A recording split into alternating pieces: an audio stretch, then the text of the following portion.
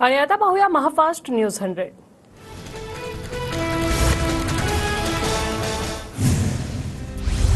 अक्षय Shinde encounter प्रकरणावरील पुढील सुनावणी 3 ऑक्टोबरला। आरोपीला काबू करायला हवं होतं, गोळी का मारली? 4 पोलीस एका आरोपीला काबू करू शकत नव्हते का? हायकोर्टाचा सवाल। पोलिसांनी 3 गोळ्या मारल्या, 1 लागली तर 2 गोळ्या कुठे? कोर्टाचा पोलिसांना सवाल।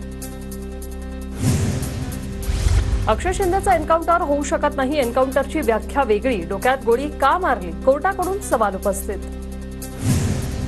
जप्त केलेला हत्यार कुठे? कोर्टाचा सवाल। तर पोलीस अधिकारी जखमी झाले, त्यांचं मेडिकल सर्टिफिकेट सादर करण्याचे कोर्टाचे आदेश। पोलीस वर्दीत होते का? न्यायाधीशांचा सरकारी वकिलांना सवाल। एक सामान्य माणूस गोळी चालवू शकत नाही, न्यायाधीशांचं निरीक्षण। अक्षय शिंदे सोबत एन्काउंटर करणारा अधिकारी होता, मग त्याच्याकडून अक्षयने बंदूक कशी खेचली? घटनेतील काही गोष्टी न समजण्यासारख्या आहेत, कोर्टाची टिप्पणी। अक्षय शिंदेच्या एन्काउंटर प्रकरणाचा फॉरेन्सिक अहवाल सादर करा, रिपोर्टमध्ये गडबड असली तर पावलं उचलावी लागतील, हायकोर्टाचा इशारा।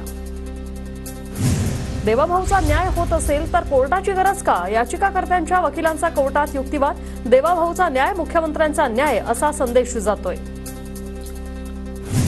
3:30 ते 4च्या दरम्यान अक्षय कुटुंबासोबत बोलला होता, वकिलांचा कोर्टात युक्तिवाद। तर आगामी निवडणुका डोळ्यांसमोर ठेवून मुलाची हत्या, अक्षय शिंदेच्या आई वडिलांचा रिपोर्ट। अक्षय शिंदेचे अंत्यसंस्कार बदलापुरात होऊ देणार नाही, बदलापुरातील स्थानिक नागरिक आक्रमक। चिमुकल्यांवर अत्याचार करणाऱ्याचे अंत्यसंस्कार बदलापुरात नको, स्थानिकांचा विरोध। एन्काउंटर प्रकरणी सीआयडी अक्षय शिंदेच्या कुटुंबियांची भेट घेणार। सीआयडी अक्षयच्या आई वडिलांचा तसंच भावाचा जबाब नोंदवून घेणार। कुटुंबीय आज अक्षयचा मृतदेह कळवा हॉस्पिटलमधून ताब्यात घेणार। असे एन्काउंटर व्हायला पाहिजे, यामुळे अत्याचारी प्रवृत्तीच्या लोकांना चाप बसेल। एन्काउंटरमुळे प्रत्येक महिला खुश, शर्मिला ठाकरे यांची प्रतिक्रिया। शर्मिला ठाकरेंनी जखमी एपीआय निलेश मोरेंची घेतली भेट। निलेश मोरे आणि संजय शिंदे यांच्या प्रकृतीची केली विचारपूस। निलेश मोरेंवर सध्या ज्युपिटर हॉस्पिटलमध्ये उपचार। भाजप आणि आरएसएसशी संबंधित लोकांना वाचवण्यासाठी अक्षय शिंदेचा एन्काउंटर केला गेला, विजय वडेट्टीवारांची टीका। अक्षय शिंदेच्या एन्काउंटरनंतर मुंबईत बॅनरबाजी, बॅनरवर देवेंद्र फडणवीसांचा फोटो। महिलांवर अत्याचार करणाऱ्याचा असाच न्याय मिळणार, बॅनरवर उल्लेख। ओबीसी समाजातून मराठा समाजाला आरक्षण नको, सरकारच्या सर्वपक्षीय बैठकीत मवियाच्या नेत्यांच्या सह्या। संभाजीनगरमधील भाजपच्या बैठकीत फडणवीसांचं वक्तव्य। 9व्या दिवशी मनोज जरांगे पाटलांचं उपोषण स्थगित, 4 वाजता उपोषण सोडणार। जरांगेंनी उपोषण स्थगित केल्यानंतर घोषणाबाजी। आरक्षण मिळालं नाही तर सत्तेत बसून आरक्षण घेऊ, ज्यांनी त्रास दिलाय त्यांना सर्वांना सरळ करणार, जरांगे पाटलांचा इशारा। आरक्षणाच्या बाबतीत सध्या विविध मागण्या होत आहेत, मात्र मागण्या करताना त्या कोर्टात टिकतील का ते पाहायला हवं, देवेंद्र फडणवीस यांचं वक्तव्य। तर समाजात दुफळी होऊ नये हा आमचा सतत प्रयत्न, फडणवीसांची प्रतिक्रिया। वडीगोद्रीमध्ये ओबीसी उपोषणकर्ते लक्ष्मण हाके आणि नवनाथ वाघमारे यांचं आमरण उपोषण। उपोषणाचा आजचा 7वा दिवस, वडीगोद्रीमध्ये चोख पोलीस बंदोबस्त। जालन्यातील वडीगोद्रीत ओबीसी आंदोलकांचा रास्ता रोको, वडीगोद्रीत मराठा ओबीसी आंदोलक आमने सामने। अंतरवाली सराटीत मुस्लिम बांधव जरांगेंच्या भेटीला मुस्लिम बांधवांकडून मनोज जरांगे यांना पाठिंबा।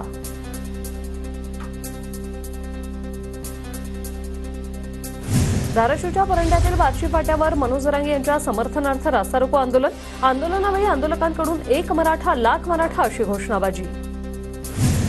हिंगोलीच्या कळमनुरीमधील डोंगरगाव पूल येथे मनोज जरांगेंच्या समर्थनार्थ मराठा आंदोलकांकडून जलसमाधी आंदोलन। मराठा समाजाला ओबीसीतून आरक्षण देण्याची आंदोलकांची मागणी। भाजप 155 ते 160, शिंदे गट 80 ते 85 आणि दादा गटाला 55 ते 60 अशा जागांच्या फॉर्म्युलावर प्राथमिक चर्चा, सूत्रांची माहिती।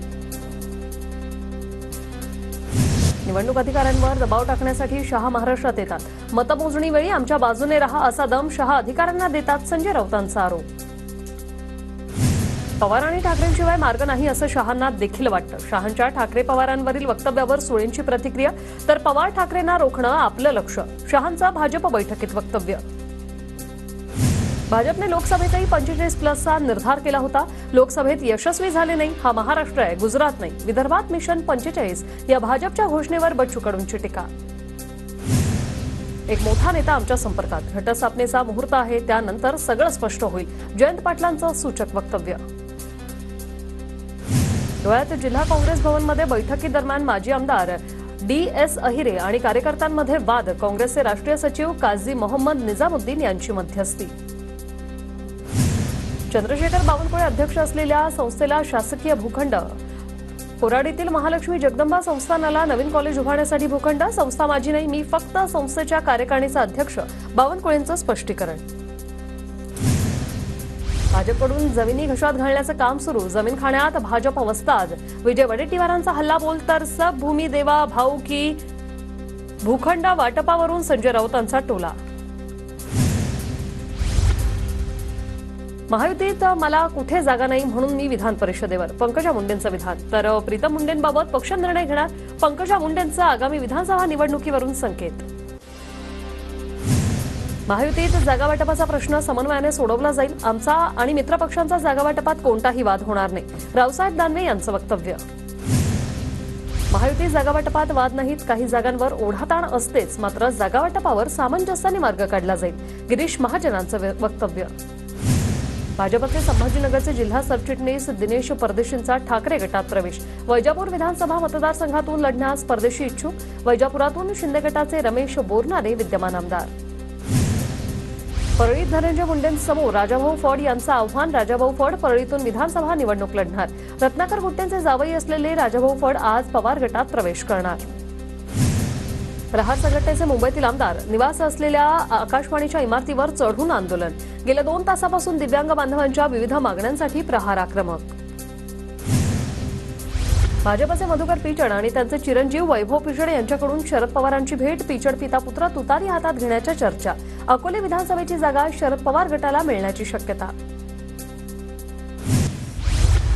अमरावतीतील काँग्रेस आमदार सुलभा खोडके अजित पवार गटात प्रवेश करण्याची शक्यता. 13 ऑक्टोबरला प्रवेश करणार असल्याची सूत्रांची माहिती.